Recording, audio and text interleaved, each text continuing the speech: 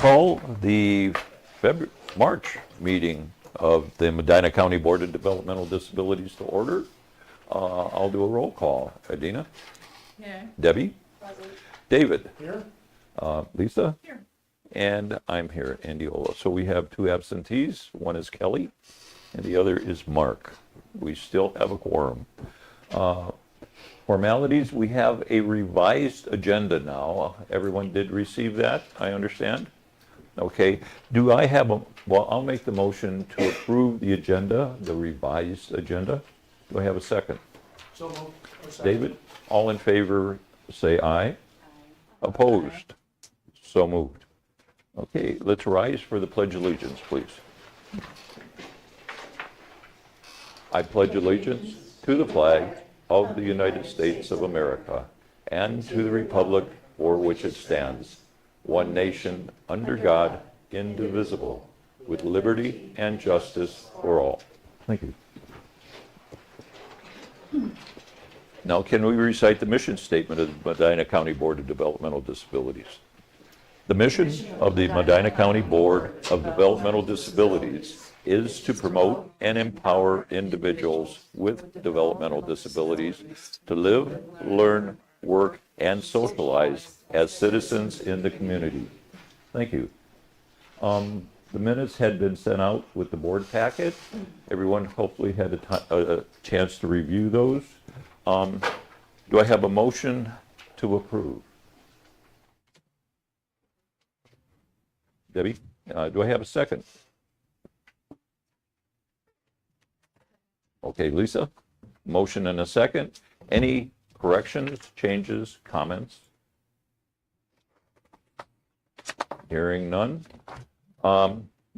Those in favor of approval, please state aye. Aye. Those opposed? So moved. Okay. Presentations, community partnership. Who do we have? Yes. We've got Ed Dwyer. He's going to give a presentation tonight. Hello. Good. Yeah. All right. Good to see everybody tonight. I'm here to talk about community partnerships and community employment. So, community employment is a very important piece of what we do. We are an employment first state, so community competitive integrated employment is the first option for individuals with developmental disabilities. So it's a very important focus for us as a county board. And as you can see, focus area number one, initiative number one is increase community employment through community partnerships throughout the county. Basically, we have three primary partnerships that we have developed and continue to work on and continue to develop that are pretty much the focus of us to move in for assist individual developmental disabilities and competitive community employment. So number one, Medina County Employment Collaborative. Secondly, we have the Business Advisory Committee, and finally, we have the partnership with opportunities for hires with disabilities. First, The committee, who comprises the committee? Is that internal or external? which committee are you referring to? The advisory committee you mentioned on your number 2 priority? Yeah, so let me go, we'll get to that one. I'm going to go one by one there, and we'll start with the Medina County Employment Collaborative. And that collaborative is, we developed back in 2017. We chair that collaborative, and the focus of that is to work with agencies in Medina County that have the same mission as us, which is assist folks in Medina County that have barriers to employment to assist them and get employment in the community. We currently have about 28 agencies that are a part of that collaborative. We meet every other month.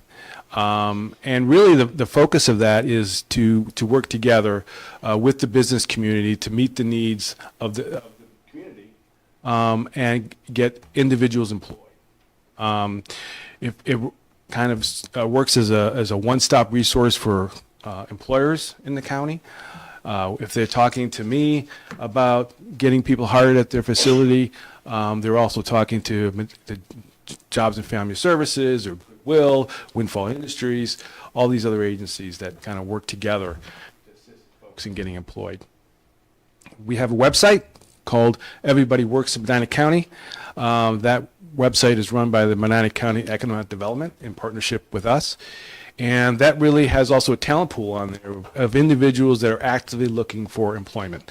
So a business can go on to that site and see a list of individuals, not without identifying information, just general information about their work experience, what they're looking for, where they live, those types of things. And also the contact for the agency that they're working with. And the Everybody Works in Medina County website, is that only focused on our DD population? No, that's focused on all the agencies that are involved, those 28 agencies that work with individuals that have barriers to employment. Okay. Yep. Secondly, we do have the Business Advisory Committee. And currently, this is a relatively new formed committee that we have. We have currently 4 members that are part of that. The Northern Medina Chamber, Bueller's, the Scheffler Group, which is a manufacturing company formerly of the Valley City area, now Strongsville, and Planet Fitness. All of these organizations have shown the interest in working with individuals with developmental disabilities. They're great partners for us. We're looking to add 1 or 2 other businesses to be a part of that. We'd like to get a nice mix of different industries as to be a part of that, so we have different input from them. We're going to be meeting quarterly. Our first meeting, I should say, was last week, and we're in the process of developing the mission and goals for 2025 and beyond for that organization. Internally, Dave, just so you know, we have our economic developer. Our John Krebs is also on that committee, and also I've been attending. So, okay. Third part is the opportunities for hires with disabilities. This is the state agency that provides services and supports throughout the state for individuals that have disabilities. They're a very important partner for us. Anyone that gets employment, community employment services that's on a waiver or anything else has to go through OOD first. So that process of an SSA working with a family, referring them to OOD, and then working with a community employment provider is a sometimes complicated process. And so we have an employment navigator that you're going to meet here in a little while that kind of helps with that. He helps with the referral process, getting that referral to OD, tracking that person while they're in OD, making sure that is moving through the system and moving into a provider that's going to help them find employment. And then assist that provider as well. We provide training and support to providers to provide those community employment services. All right. I want to introduce you to a few of our staff here. John Krebs, he is our community supports manager. John has been with us for over 20 years, going on 20 years. Very connected to the business community. He's currently part of Medina County Leadership in the signature class. Secondly, we have Jason Dresden. He is our employment navigator, and he's that guy that kind of helps families and individuals move through that process. And he's also the chair of that Medina County Employment Collaborative group. He runs those meetings and kind of helps coordinate all that. And finally, we have Rob Zimkowitz, who's our economic developer. There's Rob.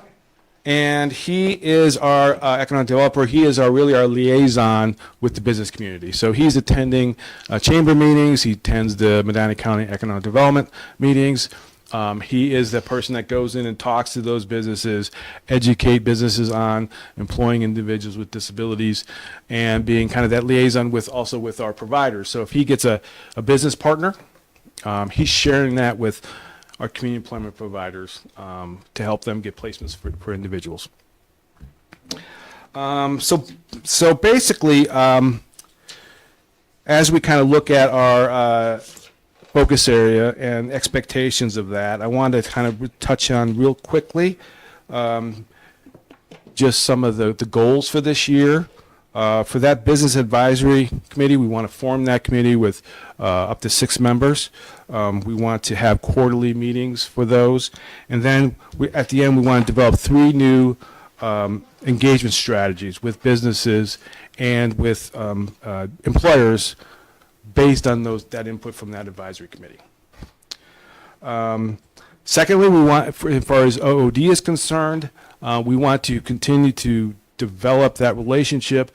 We will be having a mingle with OOD counselors, SSAs, and community employment providers on April 24th for the opportunity for them all to kind of learn about each other, to get to know each other, so that there's a better communication and partnership there with those groups. That's an important part of community employment, we feel, because those services that OD provides is vital for individuals to get the skills they need to move forward, as well as SSAs understand how all that process works. And finally, we're going to be focused on the collaborative and increasing the involvement with that. Jason's done a really good job in increasing that to 28 provider agencies now a part of that. This past week, he had 2 businesses, Firedex and Velzer Profile, 2 large manufacturing companies in our county. They presented on virtually. They kind of talked about their businesses and their current openings with both of those organizations. Had quite a few openings. So they had the opportunity to talk to a bunch of different agencies that have people that they're looking for employment. So it's a great way to kind of, again, meet and kind of work together. Okay. I think that's all I have. Questions?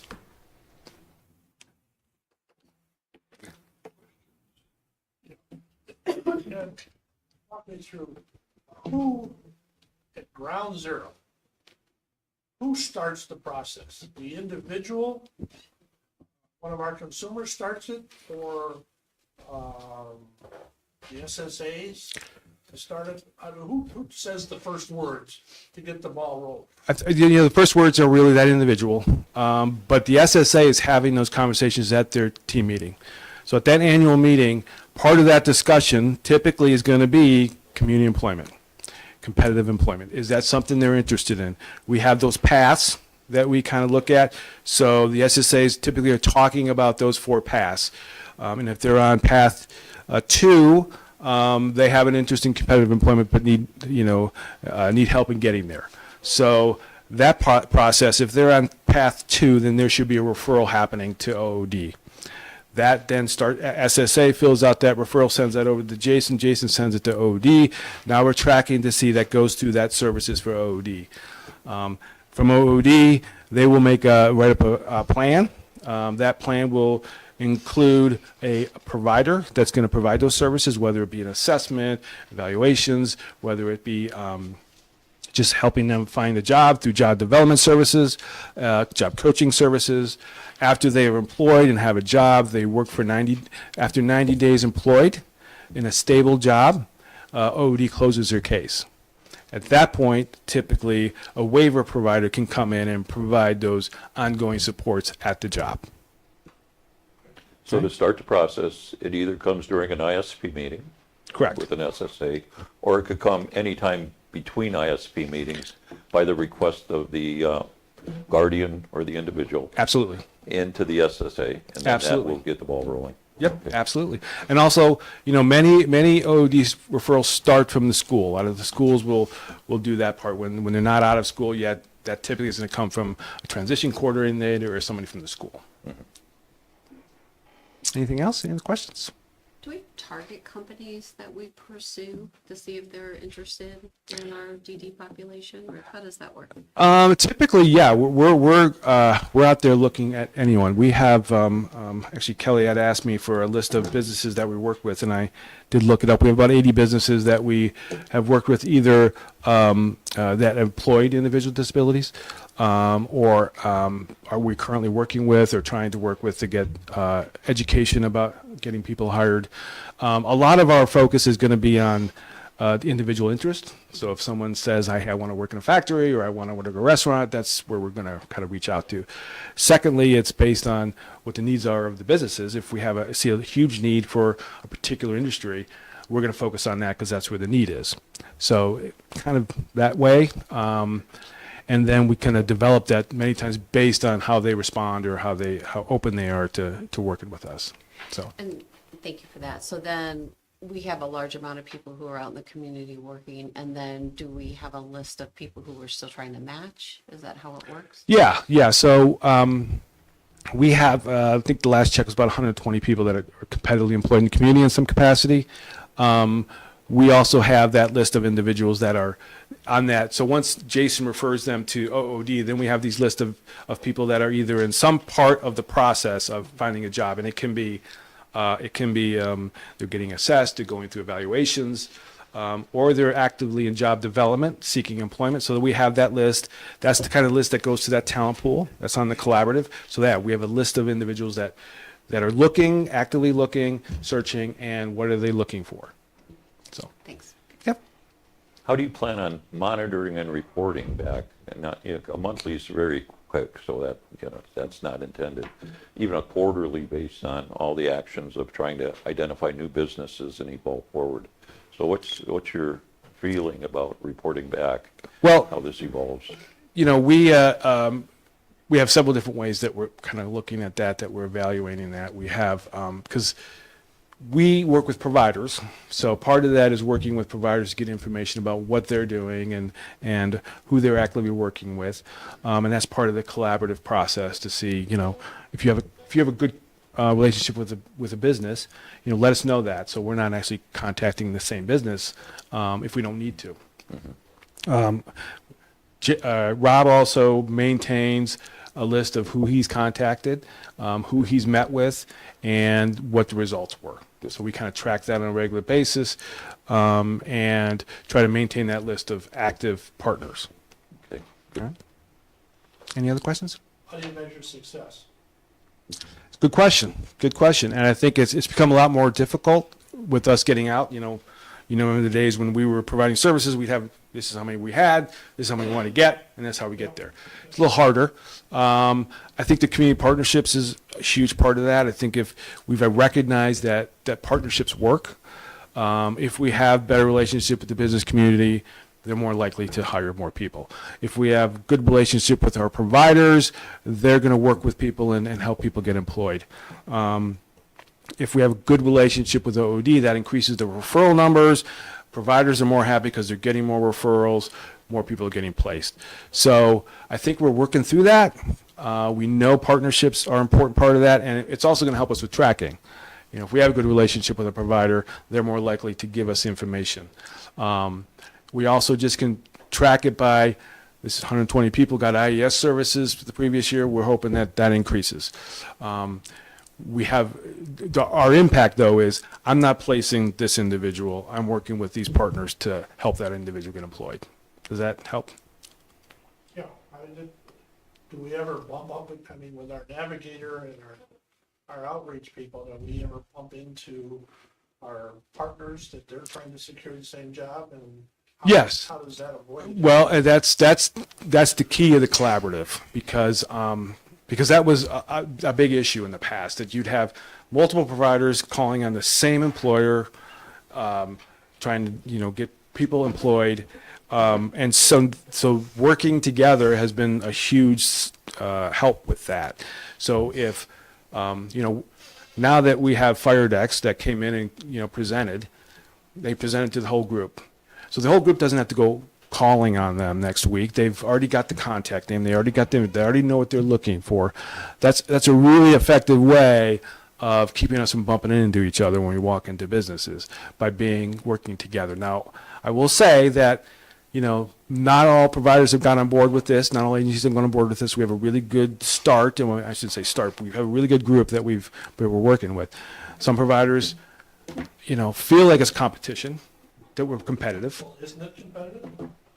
It is competitive, but I think the positives outweigh the negatives. If you're a business and you could call me, and I have 28 other agencies who work with a bunch of different people, or you have another person that might have one or two people, and you're going to call him and he's going to say, "No, I don't have anybody." You're going to call me, right?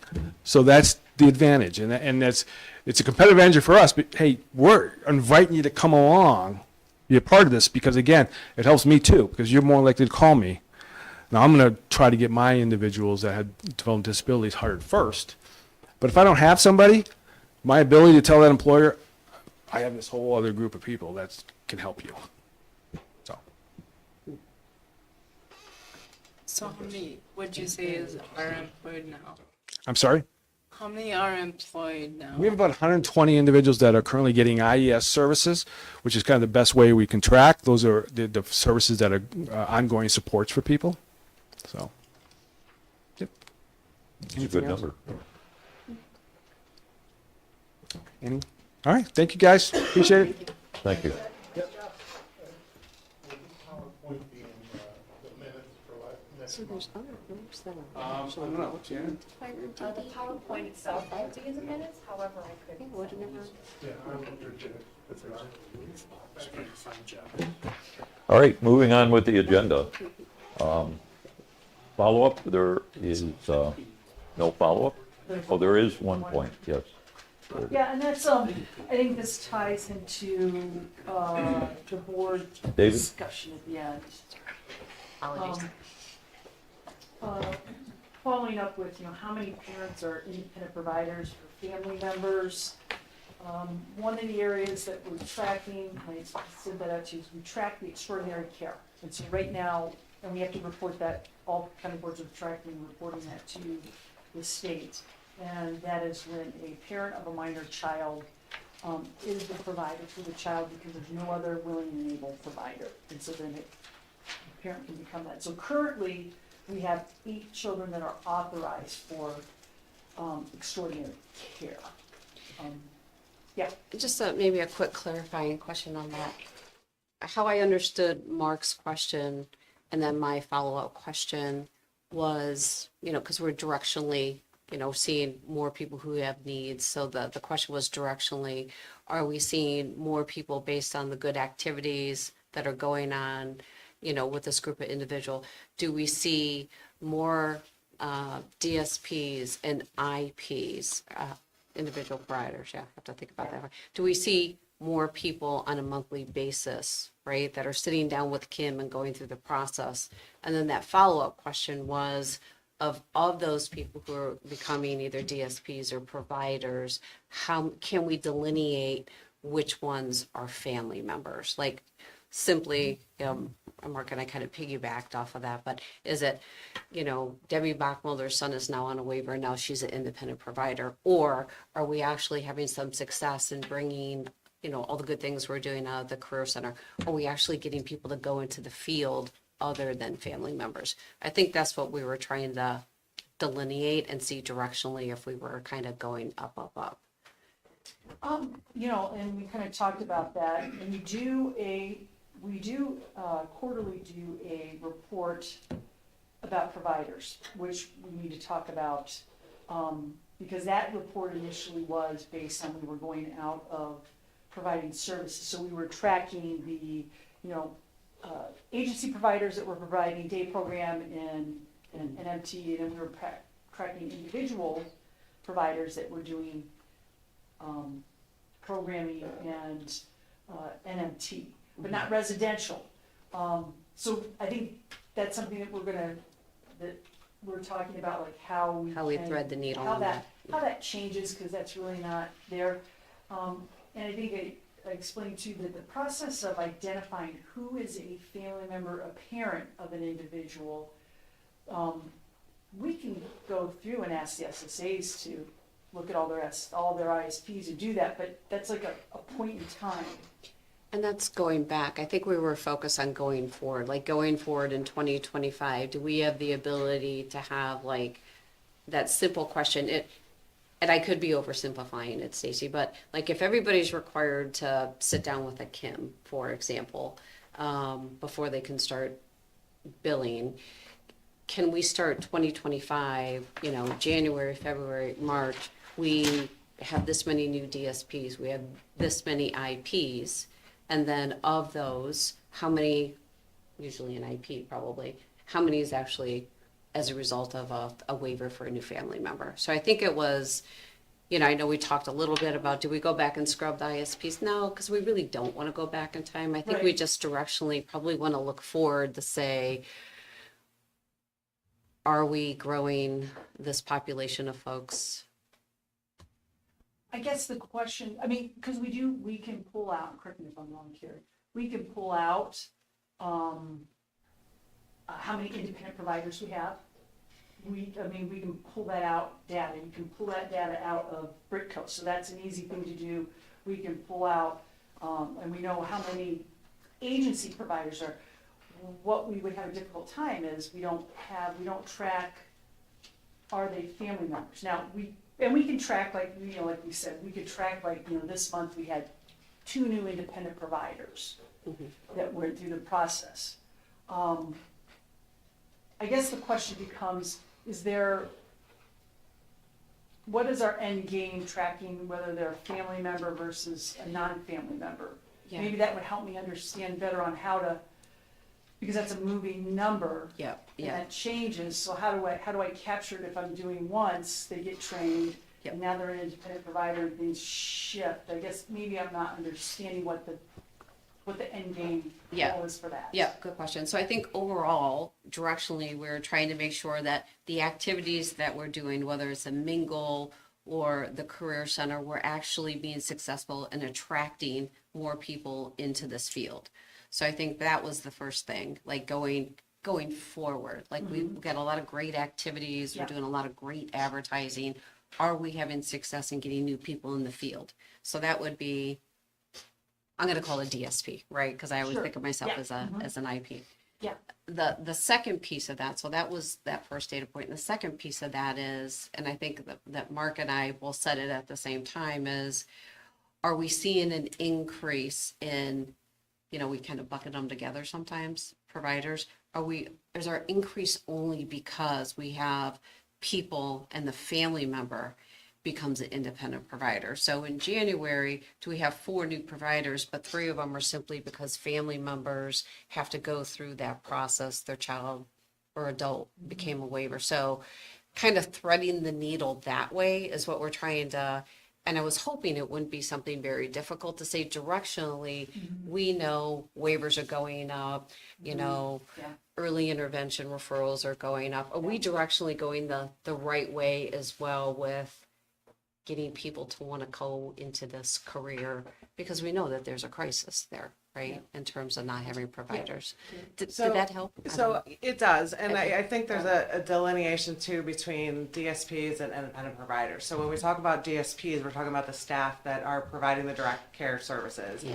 which an independent provider is essentially a DSP. However, when you're looking at wanting to figure out, are the incentive programs or the things that we're doing to increase the number of DSPs in the field, do we know if that's working or not, is a little bit harder because we do not necessarily know the provider agencies and how many new staff they've hired or how many new, we don't know that, we don't have our finger on that aside from when they do incentive programs with us, like certain things, like we know we were doing a training reimbursement to providers, so we get a list of staff names and things of that nature. We have the incentive for referral bonuses Yeah. and things of that nature. So we get stats reported back to us from providers that participate, but there's a lot of providers that don't participate. So for us, we don't have a data source Yeah. to be able to say, today we have this many DSPs in the field, a quarter from now, 2 months from now, a year from now, we don't know how many DSPs are in the field as a whole. So it would be hard to measure that. Yeah. The second piece of the IPs with the family members are that we seeing an increase in providers being family members because they need to be, I think that ties really back to the extraordinary care assessment, because the only reason, most of the time, a parent can become a provider at any point for their individual or for not their individual. But it's more tied to, we know it through the extraordinary care because they have to go through the process and the assessment to determine that they're the last resort to be able to do that. Is that less than 18 though, you said?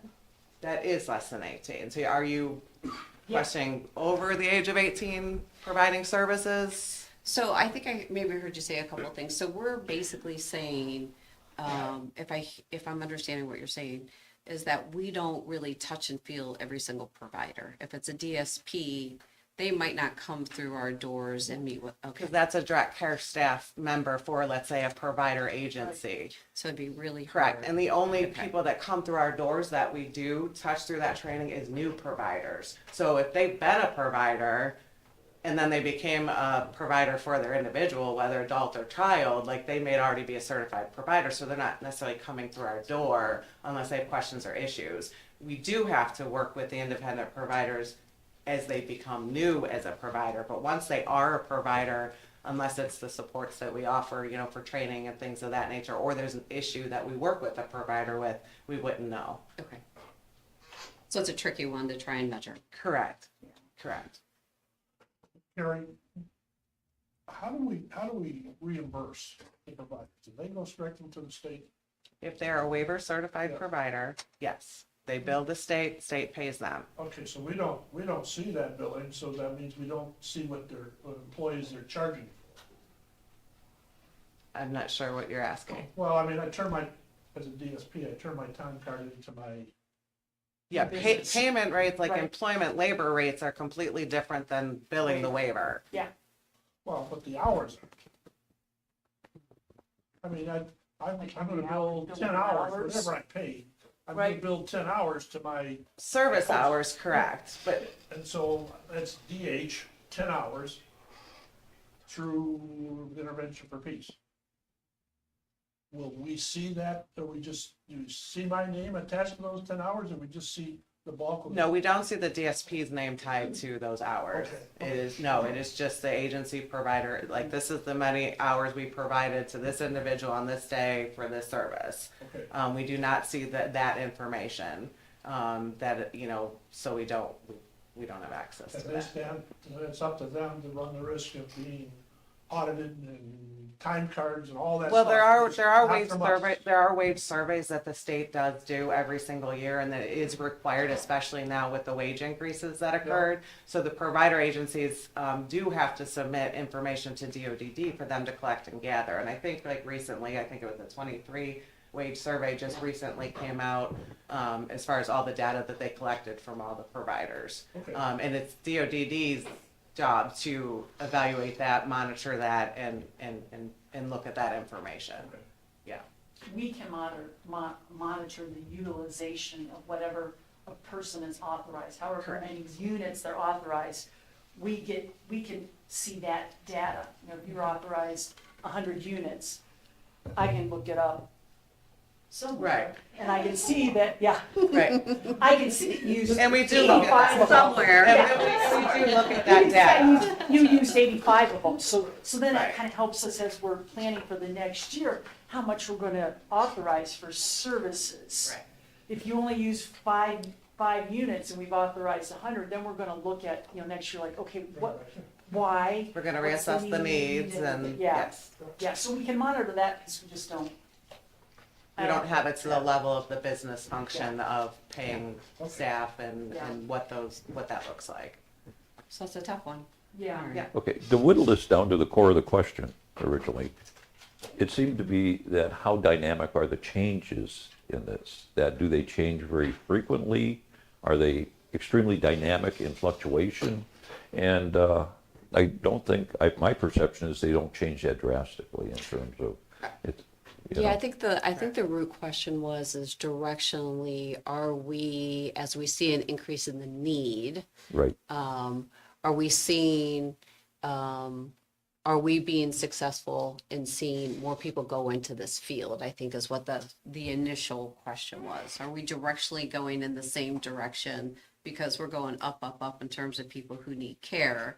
And we already know we have a crisis relative to people in this field. So I think that was really okay, so the main question was, how was the field of DSPs encouraged in trending. from us ourselves? How are we, yeah, like Correct. how are we Okay. trending? All right. What is our impact on Right. Yeah. increasing? Okay, all right, and that's somewhat It's a hard different, But yeah. it is, yeah, that's. It is, and I think, like I said, there's different touch points where we can Thank you. gauge some of that information, but not the breadth of it, not the entirety of the field is Yeah. to be able to tell. That's But hard, in yeah. certain pieces and parts, we'll know something, you know, was successful or not, or it's helpful or not, you know, but I think it's hardy, it's just difficult, that would be difficult. No, and there have been a lot of encouragements, programs, increases Yeah. in salaries, working with the, Yeah. achievements, or the JBS. The person, yes. Yes. trying to Center. So, create opportunities. provider of the month, we're Yeah. doing all kinds of things. So if that was the basis, Oh, no, I know we're doing a lot. That's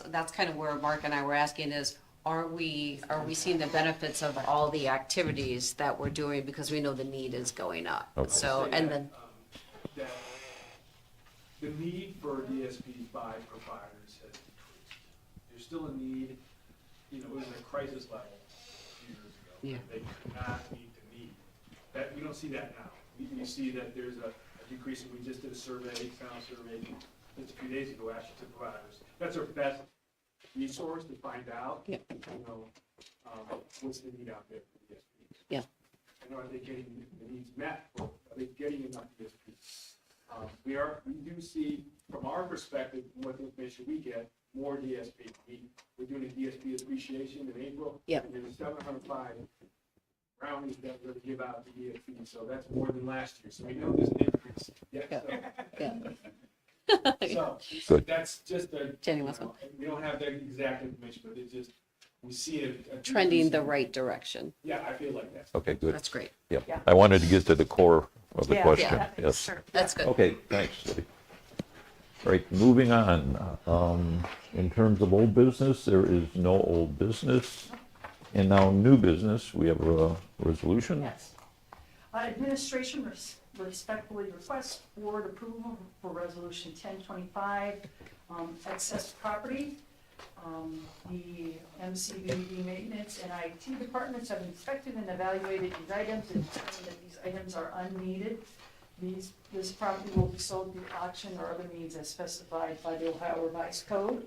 And you have that list attached. It's becoming a virtual world. All the filing cabinets are disappearing. No need for filing cabinets anymore, right? All right, do I have a motion to approve resolution 10-25? David, do I have a second? Second. Okay. Lisa? Any questions, comments, concerns? Hearing none, I'll do a roll call. Lisa? Yeah. David? Yes. Debbie? Yes. Adina? Yes. Okay, and the chair votes yes. Okay. Okay, independent reports now. Okay, just on hitting a few things. SSAs are full. We have all our SSA spots full. I probably just jinxed it. But, yeah, we're good in that area. We do not have any retirements in SSA land right now, so we don't have any coming up in this next year. I know, I'm sorry, but. Do you have some salt? So that's exciting. We did our MUI, our annual MUI stakeholder meeting that we're required to do, and that was well attended. Community engagement, March is Developmental Differences Awareness Month, and this past week, probably saw some things on social media and that. We had color wars. Dave's showing up for the board. Gotta show up with orange color. Good job. But we had a great time. It was really nice. It was nice to see staff really get involved, get a little crazy. They're very creative. They found ways not only in their department, but also to, go out in the community and pull in pictures at the community, celebrating it. So we had a really great time. So that was fun. We had the mobile changing unit at the Medina Ice Festival. And it was visited by 61 people, which, I'm not a cold weather person, so that always surprises me. But there are a lot of people that like cold weather. Well, here's my question. From Yeah. the 61 people, were they all with developmental disabilities that uses it, or anybody could use it? It's anybody with a mobility issue. So it couldn't, like, I couldn't walk up there and, use the restroom. Oh, But yeah. You have a mobility issue, so you don't have to be Right. a person with just a developmental disability.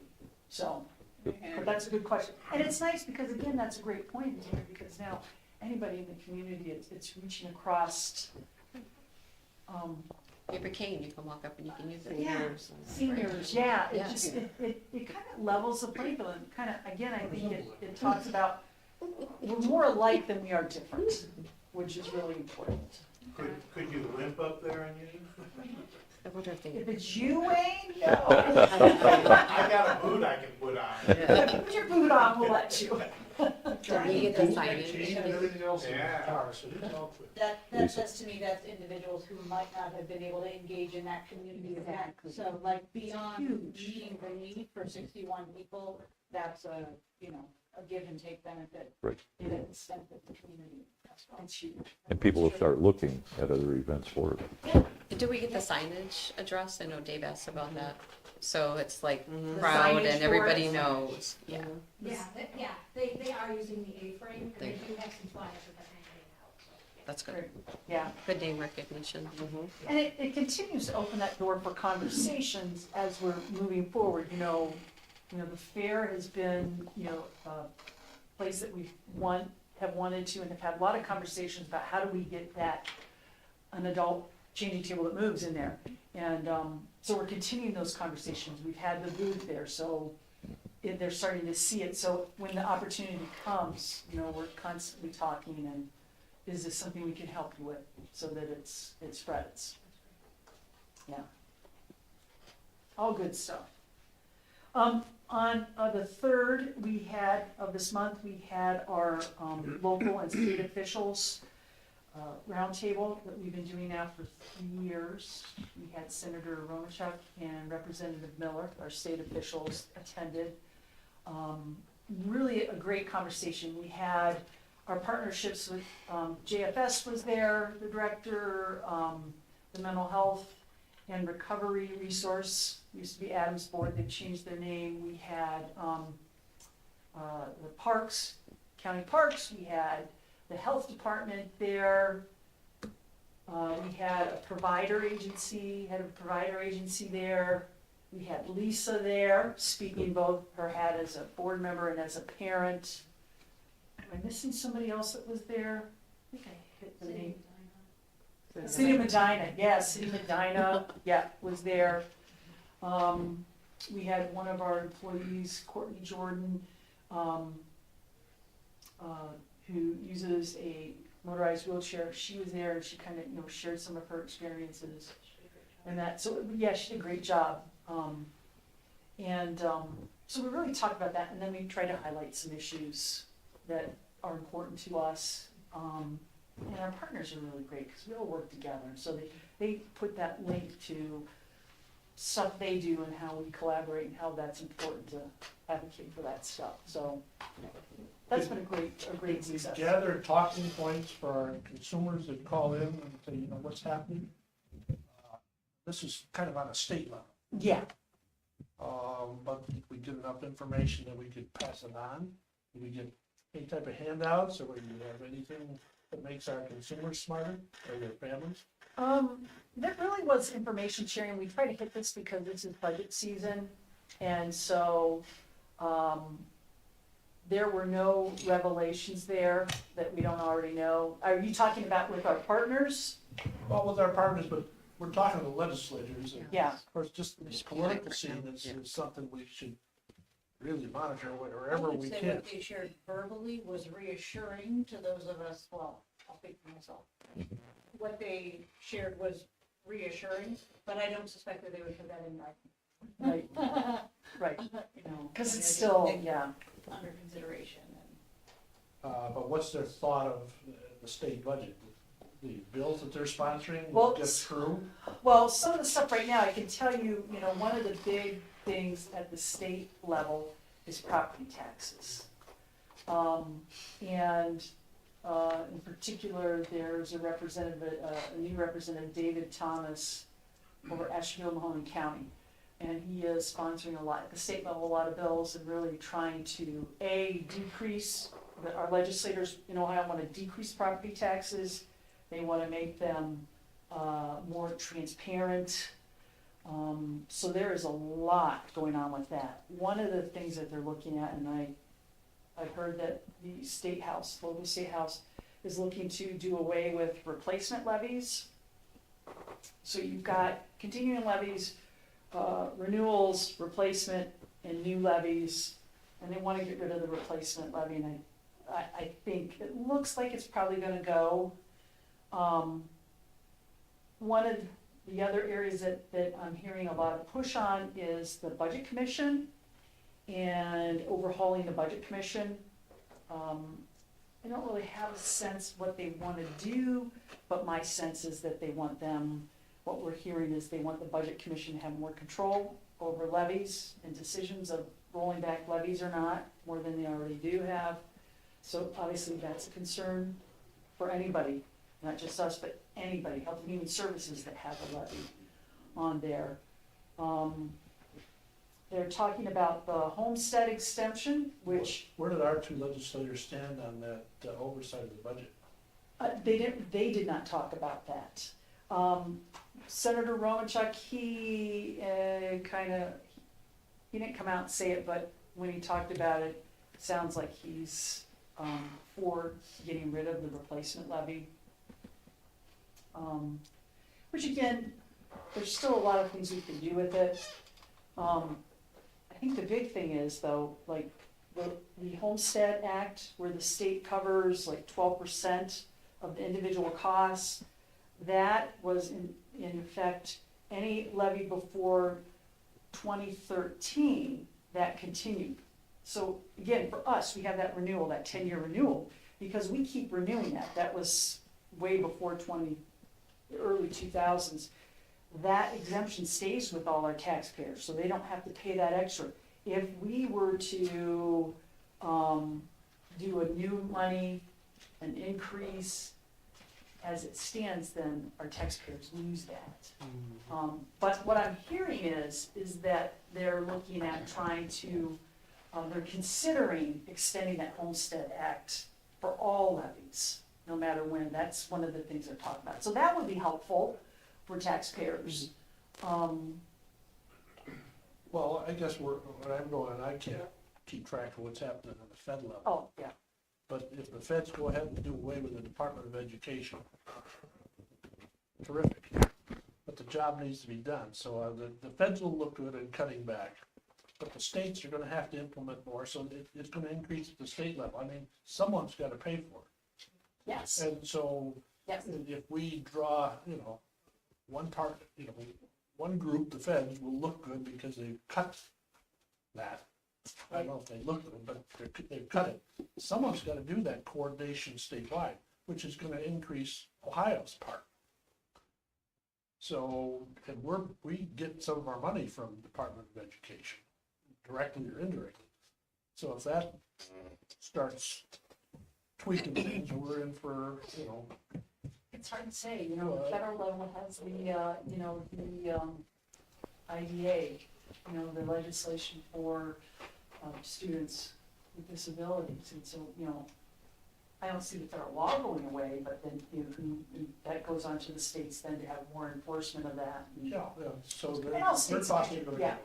go. I mean, Yeah, we don't know. I mean, no, but that's just something that we won't know until they do it. hopefully we know before then.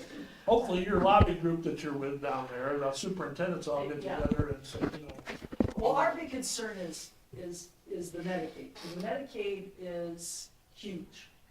Absolutely, that's, you think about our waivers, we pull down roughly 60 cents on a dollar from the federal governments to pay for those waivers.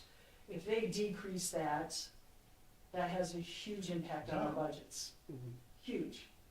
What we're hearing is that the bigger concern is with the expansion, which is the Medicaid for adults in working ages that don't have disabilities. Right now, the federal government is paying 90% of that match. DeWine has in rule, in law, saying that if the federal portion goes below 90%, we stop all programs for that piece. I say that because, those are the people that where we might see that be affected are DSPs. some of our DSPs aren't making, still are not making Enough. enough. And they're not necessarily not, in some are, but there are some that don't get benefits, and they rely on that. So there's that piece of it. And the question really, we keep hearing that they don't think it's going, Senator Romachek doesn't think, his crystal ball doesn't think that it will affect that DD population directly, but we don't know. And if they start cutting there, there's that whole, we just don't know how that's all going to.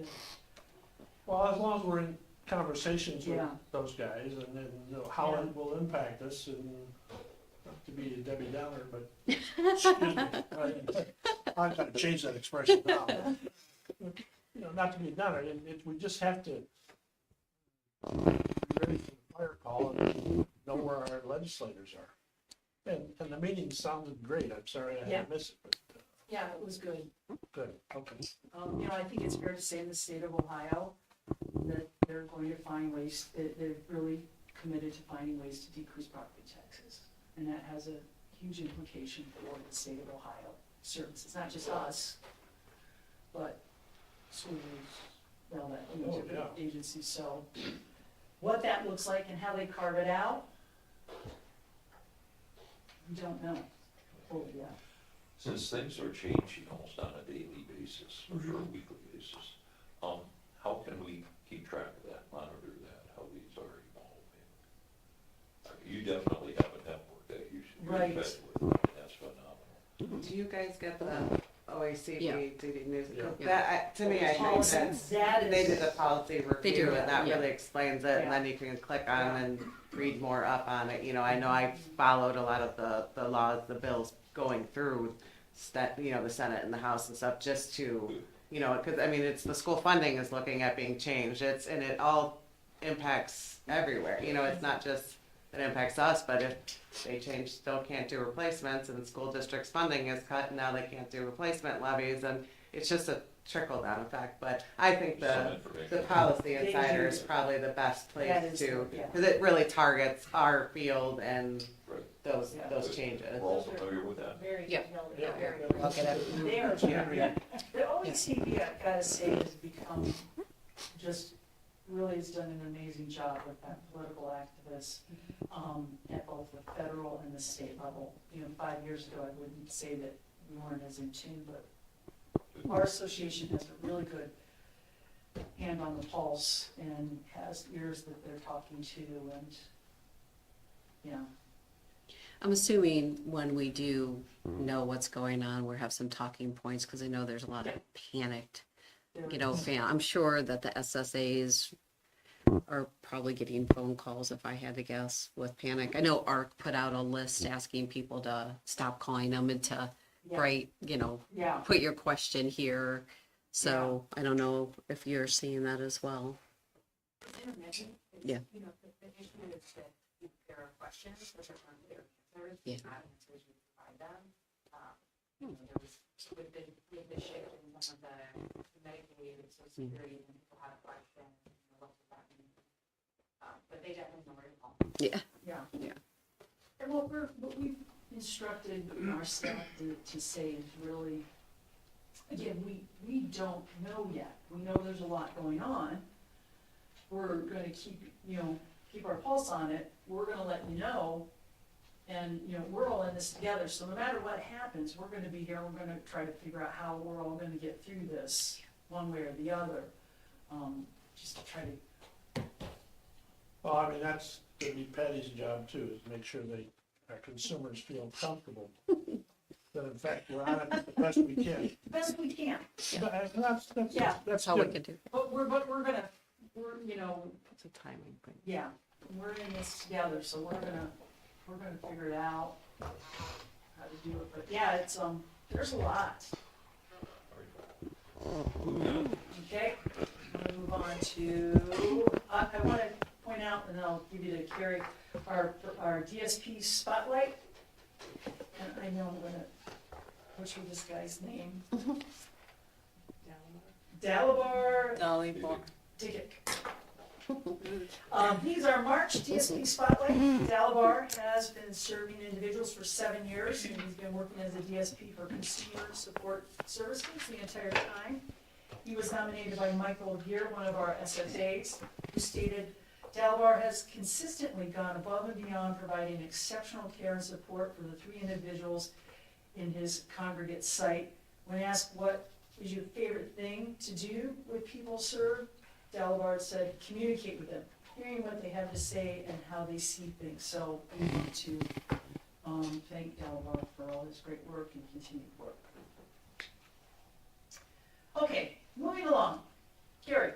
One second. Yep. What is a Roth ID? Oh. Yeah, what is Roth? That is, actually, Betty brought this to our attention. Yes. It's a, I can't tell you. Patty, can you, come on, you tell about it, because I put Patty on charge of it. Come on, you're the next contestant. It's a really great, project. Patty has taken it over. So sometime last year, Andy had brought to our attention the Roth ID tags. And basically what it is a tag that you can put onto a car seat or a wheelchair or any other kind of apparatus that's associated with a person with developmental disabilities, that if they're in an emergency situation and there's no one to speak for them, the tag instructs first responders to pull the tag, and then it reveals who to contact if there's any specific things related to this person they need to know.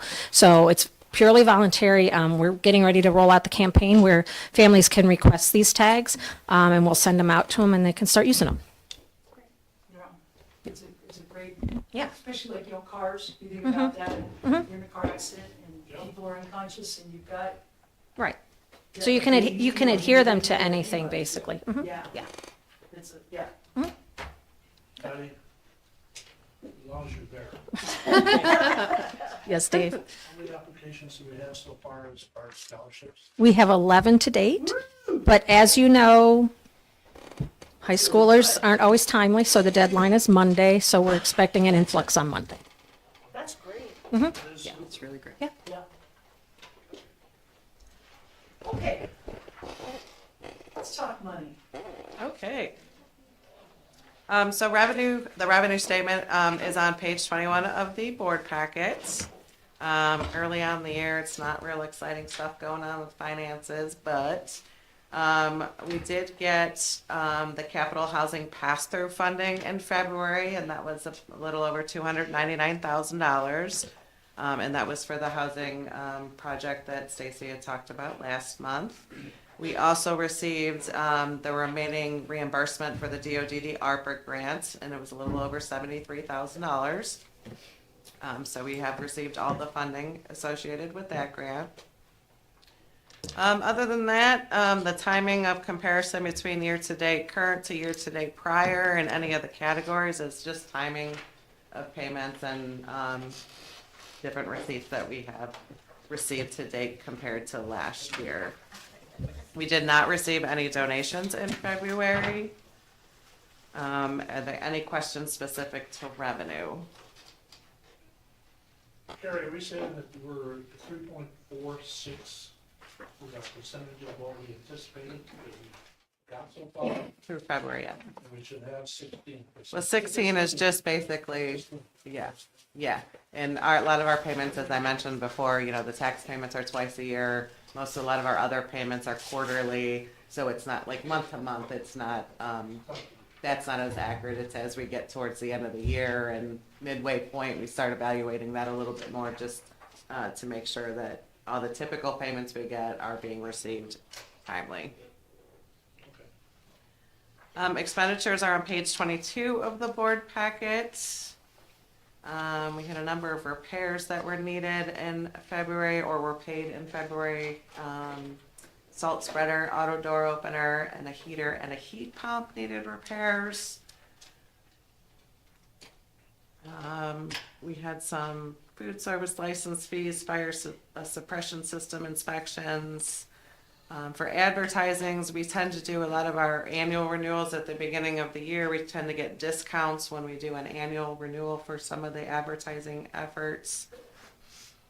Contract services, we had about 55,000, which were prior year expenditures, so they were 2024 contract service expenses that we paid in 25.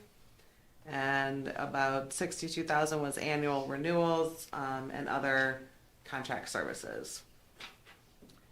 Special projects, we had provider support programs, which was the DSPU internship, employee referrals, and the success coach program.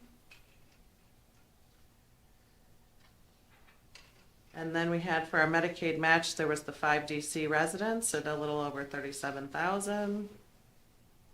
Total prior year carryover paid in February was $69,110 of prior year expenditures.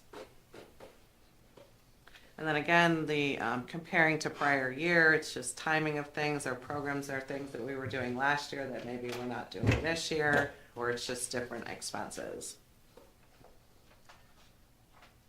Any questions on the expenditure report? I just smile when you have 16.67. I know, that was crazy to me. Like, that's never happened before, ever. 16.67. But thank you for noticing. She's good. She's good. Thank you for noticing. Yes, I said hold off on paying this till next month, just so that we show up exactly on our utilization percentage.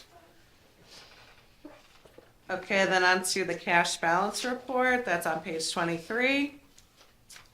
Just make a note, our cash balance is 35.2 million. I did make a note that when I was comparing our cash balance to the county's cash balance report, through their process, there was a check that was a 24 check that was voided in 25. We reissued it in February. However, the books got closed before it was posted on the county's end, so it won't show up until March as an adjustment.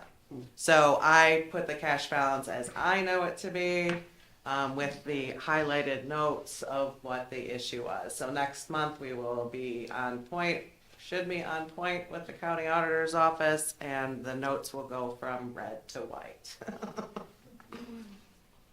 $30 million budget. Right. Off by $46. Yeah, $46.16. 16 He's on it. So monthly cash flow, page 24, again, just the same note on this because it's talking about our cash balance. So I just made the same note here. We have used in February 517,000 of our fund balance. Year to date, we have used $3.8 million of our fund balance this year.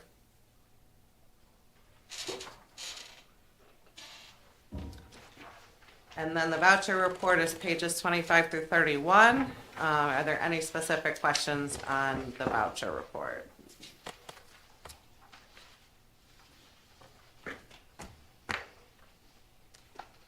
Hearing none.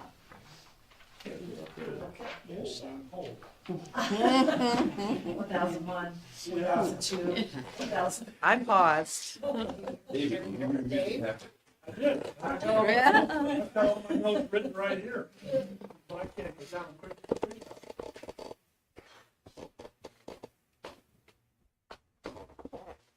There was a question on ES beverage and It wasn't a question, it was just a cut off.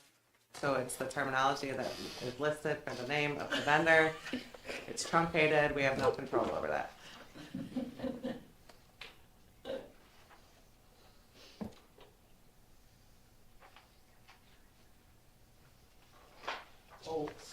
we use our credit card for emergency utility payments. So we did in that instance, because the payment needed to be made immediately for an individual's utilities. Okay. So- We don't typically do that, though. It had to be- We only use the agency credit card if there is no other way to make a payment in the time that it needs to be made. Yes, correct.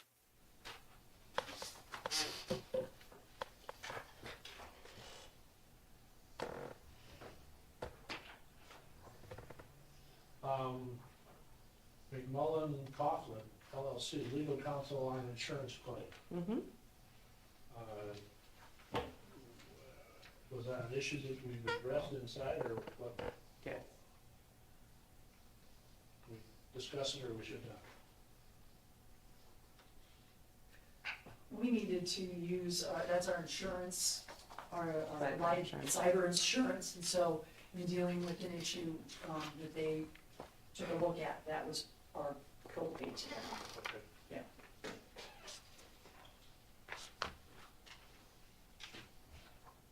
I see we paid the state of Ohio $38 million, and a good month for you.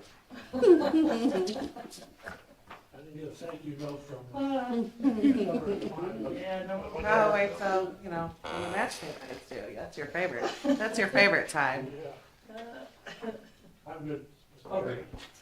Okay, administration respectfully requests board approval for resolution 1125, the acceptance of financial statements for the month of February 2025. Do you have a motion and a second, please? So, David? I'll second. Debbie? Okay.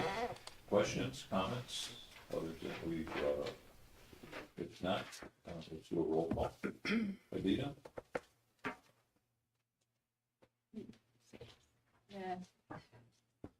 Yes. Yes. Okay, Debbie? Yes. Dave? yes, And Lisa? Yes. And the chair votes yes. So, okay, roll these stats. Sure, so we have, you can see our enrollment stats. Not a significant change from month to month. And then you have our individual service enrollment and funding sources, staff related. I have included in here, it's a few pages back on page 38 with the early intervention. That summary, this is, and maybe this will help, because I know we asked about the increase in referrals and where we can see it. So we had 39 referrals in February. This document is something that we use with the Family First Council, because we report monthly to them about the enrollment. And you can see there's all kinds of different stages that we track where people are, referrals, the evaluations, the eligibility, who accepts it, annual evaluations. So I'm going to ask that if this helps, to have that in each month, so then you can see the monthly update from month to month. Are you looking at this one, Stacy? I'm sorry, I'm looking at page 38, so, Looks like this. yeah, it looks like this. Got it, yeah. Yep, Whoops. that. Oh, Dave, I'm looking. Yeah, we'll try to put that right behind that next time. Here we go. Yeah, so that gives you a very detailed look at our early intervention numbers. Like I said, we have to, for the funding and that, we have to report, there's all kinds of reports we have to do. Keeps And going up. Yeah, and it's just a trend we're seeing across the state.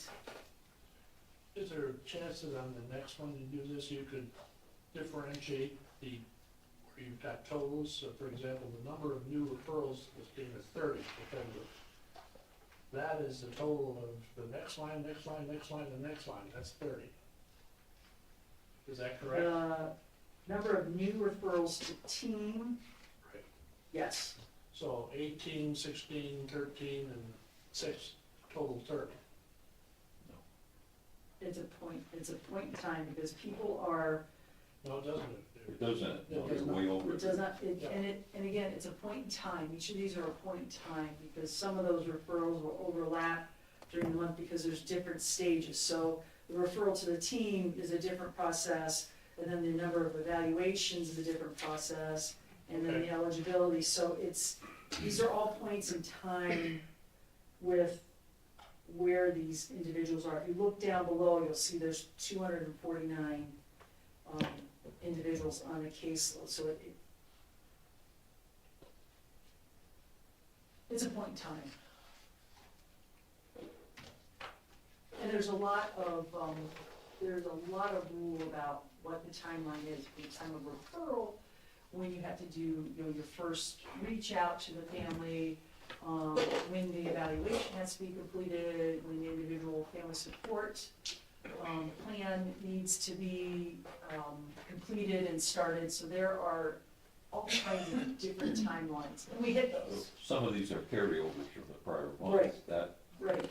to interpret this. All right. They're not brand new ones for that month. They're Yeah, for- there's not those 39 folks, 39 kids that are referred, they're kind of, It's running. yeah. Okay, so here's my question. Sure. So for the childhood early intervention, so like it says 39 were enrolled, and only 35 were eligible. The children's services, you're looking at enrolled in Windfall School, those are our school-age kids. which Oh, are okay. Different from the early intervention. So anyone could enroll their child, but it's up to the agency if that child is approved. When we're talking about Windfall, that's our school. Oh, So that goes through the school districts. The school districts have to make that determination that they feel that the child would be better served in our facility. And so we partner with them once they make those types of decisions and they refer them. So that 37 is different than the early intervention, which is 0 to 2. I think speak to that on the early intervention, so if you have a referral and then you have a number of people eligible on the other report, it's not everyone that might get a referral and when they get assessed would be eligible for early intervention, so the number would be different there, is that yeah. your question? Yeah, that Okay. was, yeah. And then the family has to agree and accept the services. Not everybody. Most do, but there are some that just, this isn't what we need right now for our family. That's clear. Stacy, quick question. Sure. When we show the number of children exiting, is that timed out based on their age? For early intervention, it's either age or have they met their goals. Their goals. Yeah, so they could be either or. So you're saying met their goals. So say, for example, it's there are goals for a child with Downs, for example. We're not saying that they no longer need services. We're saying that there might just be a plan and they early met their, intervention. okay, got it, okay. So when they're early intervention, they're gonna come in the family, they're gonna pick some things that the family need the most help with and help that child and the family Okay. kind of work through that. But yeah, as far as being eligible for services Okay. or, the next part, part B, which is, preschool eligibility, yeah, this is just for that early intervention service. Okay, and you're gonna laugh at this question. Everybody knows I work for an accounting firm, so of course I'm gonna ask about tracking and things like that, but Yeah. do we maintain tracking of the individuals like 0 to 18? Like, do we track them once they're in the system? Well, once you're eligible, you're in the system. If you're not eligible, like some of these, kids may not be eligible, so we're not gonna track them. Well, once you're Yeah. eligible and you're in the Then system, you're in, yeah, and so and we then, have a record.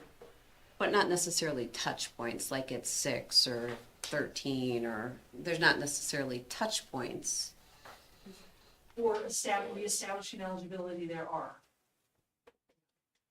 So we have a similar, we do track through our intake department. So early intervention ending at 3, and then that 3 to 5 eligibility. And we're tracking each month, just like this, how many kids have come through, how many have wanted to continue services or exit services. And then we do the same thing at that 6 eligibility point. How many were eligible, how many were not found eligible. At 16, how many were eligible, how many were not found eligible. We track how many people are closed for services each month, and then the reason they moved out of county, death, whatever that is. So we track those things monthly as well, because we want to have a good idea of the number at any point of people that we're serving, so we make sure that we have the staff and the Sure. resources to support them. And do you feel, Jenny, like at age 16, like, is that an actual touch point with that parent? Oh, yes, so the 16 redetermination, about 3 months before that 16th birthday, the SSA is reaching out, intake's reaching out to gather, make sure that we have the documentation on file, anything new, and schedule that OEDI that's done with an evaluation specialist in person.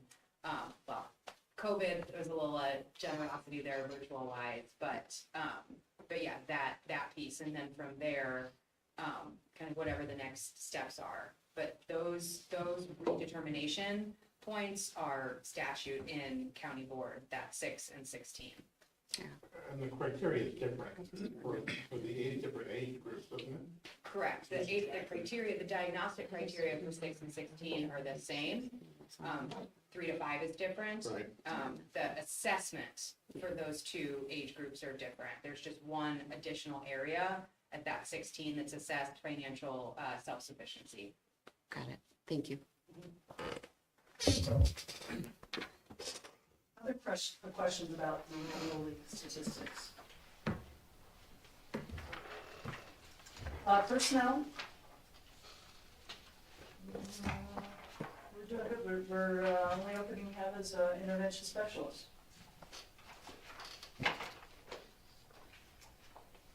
We have our action plan, 2025 action plan, and part of that was Ed's presentation today, focus area 1.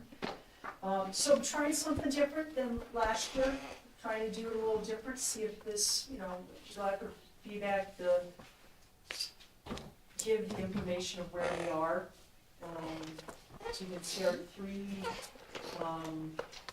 initiatives, and under each of those we have our strategies and what we have done so far in this year with that.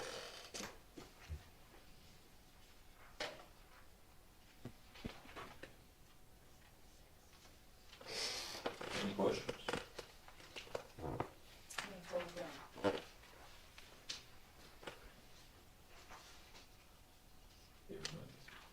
Okay, let's move on, okay. I think everyone on the board was copied on this, correct, Debbie? On your Yes. note? Okay. We'll move on to that. Yeah. Put it in a discussion setting on board questions. You provided us, I believe, 4 questions. I think it was, so it was a recap of a great sit-down where Stacy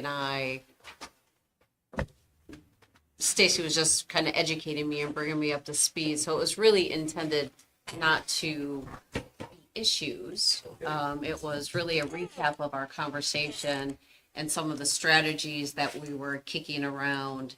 And one of the good examples was during the last board meeting, somebody asked a great question about how do we identify people that we just don't know about? And that's hard. That's really hard to figure it out. Yeah.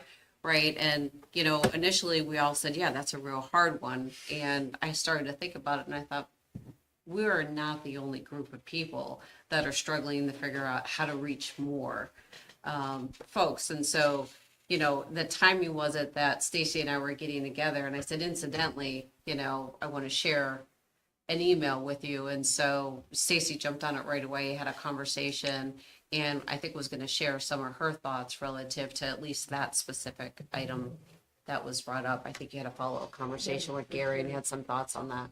Yeah. Because what came to mind when I read it, and I think I put this on the table for the whole board, is some of the things you brought up hardens all of us, definitely. And we do have new members on the board that I think should be brought up to speed. And a good term is a well-informed or educated board is extremely valuable. So what I wanted to propose tonight, based on these questions and how germane they are, is that should we entertain a special work session amongst the board in which Stacy, I think, would be amenable to get people from her team to educate us. Now, it'll be a special meeting, and we can't make decisions based on sunshine law. But with the Q&A amongst all of us, because we all take different perspective based on our background, what we've experienced in that timeline, on what some of these things are and how they can be addressed. So a question for the board tonight would be, would it be amenable to entertain a special meeting amongst ourselves? And Stacy and her team would be amenable there to address at least some of these questions, and starting with the ones that you had brought up here. I'm amenable to it, obviously. I mean, I think we had a great exchange of, and there was a lot of, Stacy, correct me if I'm wrong, I'll have to think about that. And Stacy would ask me something, I'm like, well, I would have to think about it. So it was a really good back and forth of, you know, we even talked about other counties' websites and things of that nature. So I thought, 88 counties in the state, how many boards are there? There's 88, each county is required by law. Now, some counties share superintendents, there's a handful, but there are 88 separate county boards. So again, Yeah. you know, I feel that sharing at this point in time, I'd like to have our board brought up to speed as best as possible and educated on some of these things. That way we'll be extremely more productive as we move forward, so. I think the other piece to doing that is, it would help us, our team, to really kind of drill down to, okay, so what is the crux of it? I mean, I think we just did that earlier, and that was really helpful conversation to say, okay, what are we digging into, and what's the intent? And Yes. so give us an opportunity to have okay. some conversation. Good, very good. So, what I hear is no objection to this? No, I think it's good. Okay, very good. Good, Shannon? Full board?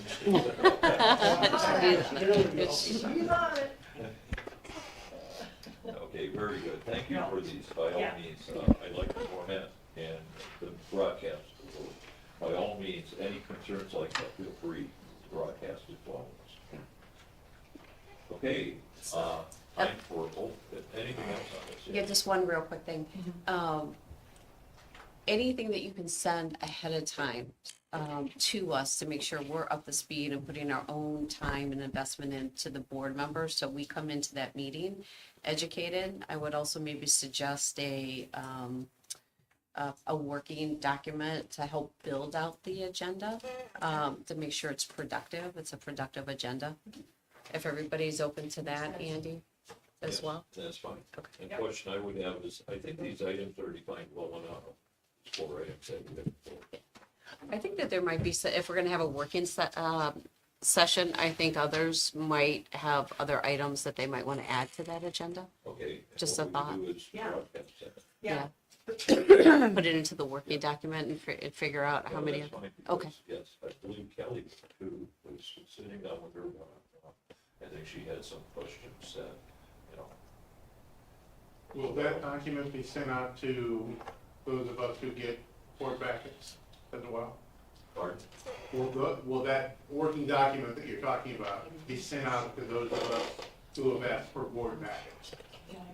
I don't think so. At this point Yeah, in time, they can I think put it'd be a special meeting of the board to make decisions. Actually, it won't even be a board meeting. Good. I'll work on It's this. not a public meeting, Yes. it's a closed work session where no business is conducted, just discussion or question and answer. And it does not have to be an open meeting? No, It's no not a decisions shall be meeting, made. it's not a meeting, it's a work session. So work sessions and trainings do not have to be open to the public. It's like our training sessions when you were on board, Wayne, remember those? Yeah, but I don't remember us saying that the public couldn't be. They can be closed meetings for training.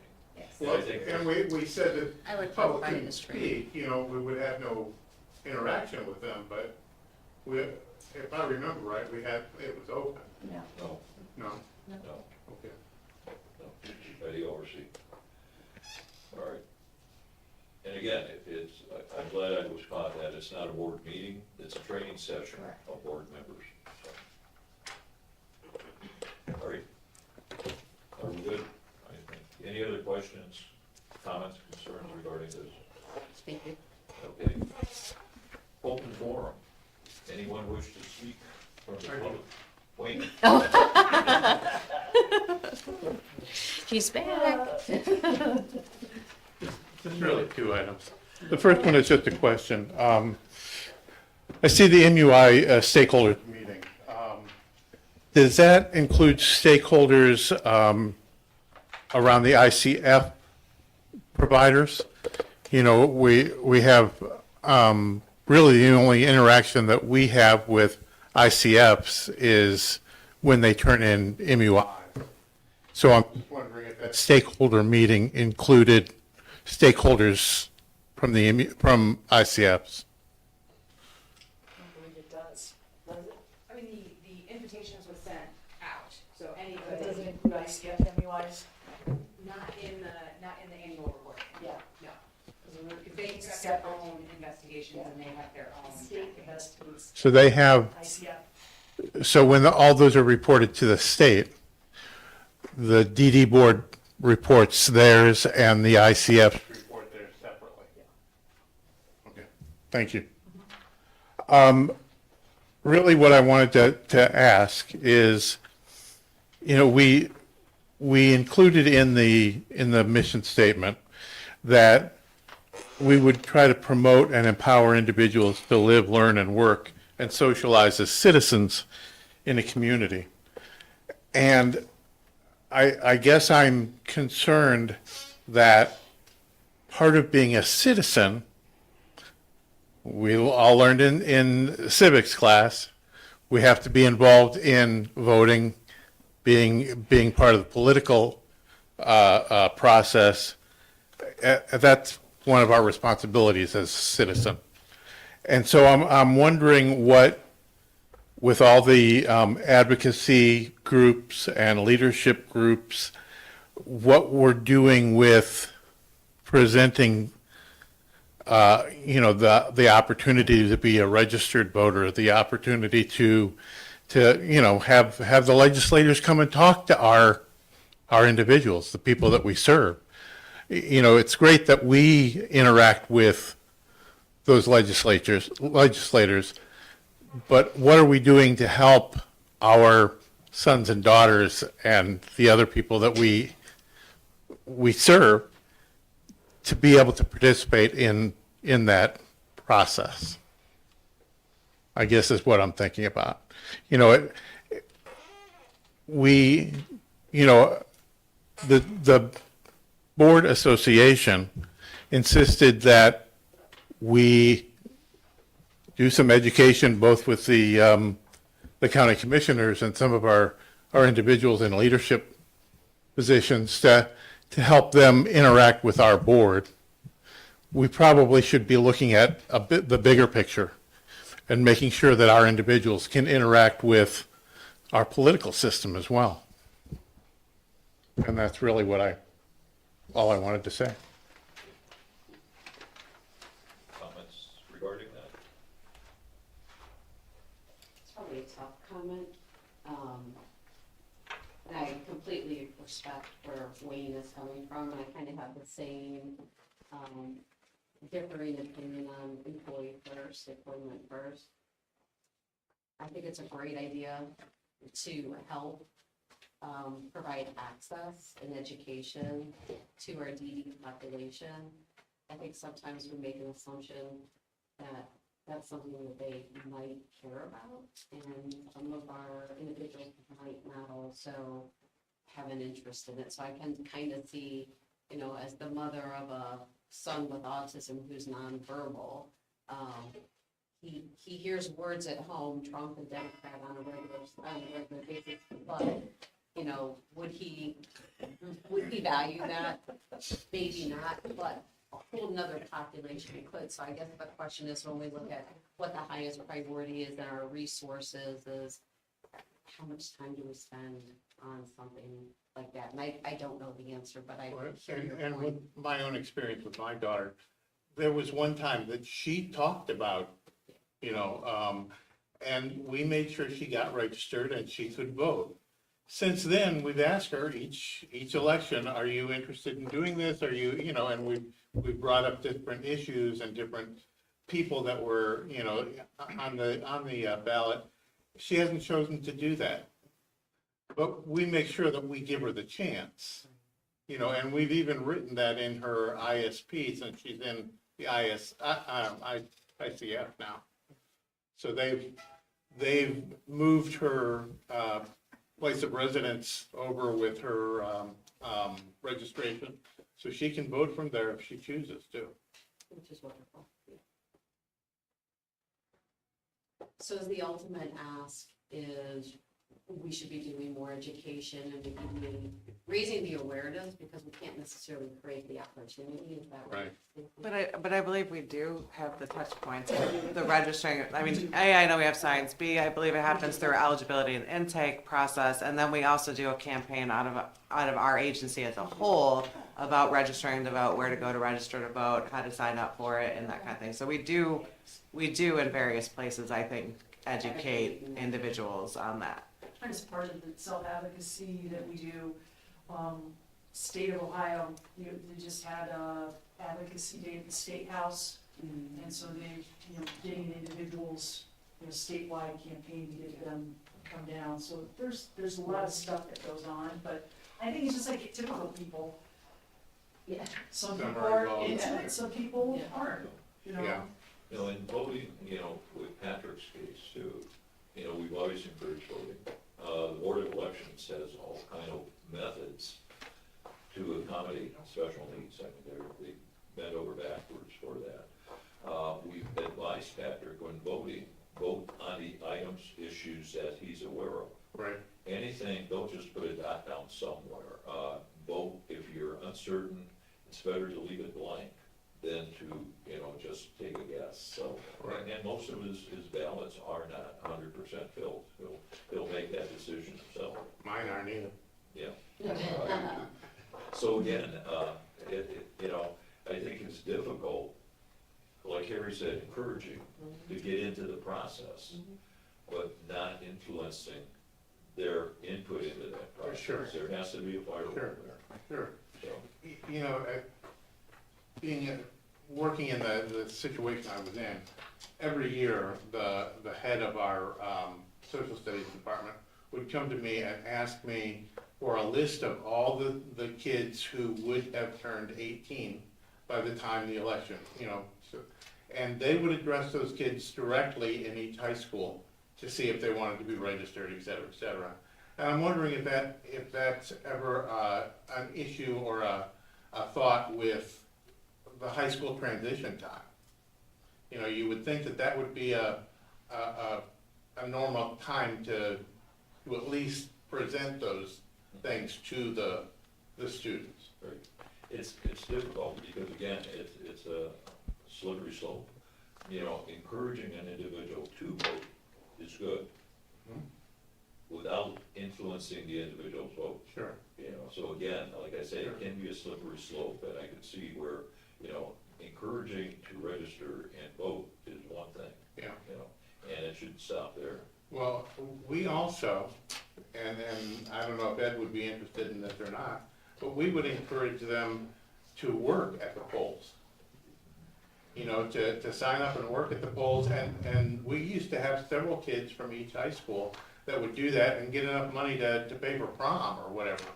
It was just a short day-long thing, and they would be excused for that day, or actually it'd be a couple days because they'd have to go through training. But I would think some of our individuals could probably be involved with that, that short-term work experience, working at the polls. All right. Very good.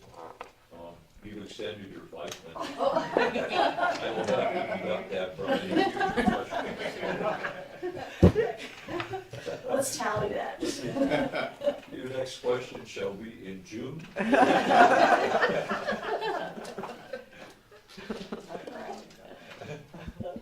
All right. Anything else before we wrap? I don't think there is an executive session. I heard of none. So with that, I'll entertain a motion to adjourn. We're skipping over Betty. Pardon? Betty. No, she does. She just puts the stuff in, Okay. so we give you all that great stuff that she gets out to folks. Motion to adjourn. Okay, second. Okay, all in favor, say aye. Right. Thank you. Just want to hear Patty talk.